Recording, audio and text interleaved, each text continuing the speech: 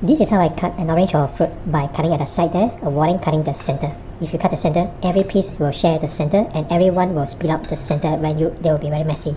So if you cut at the side there, this is what is left. Everyone eats all of it. Nothing is spilled out.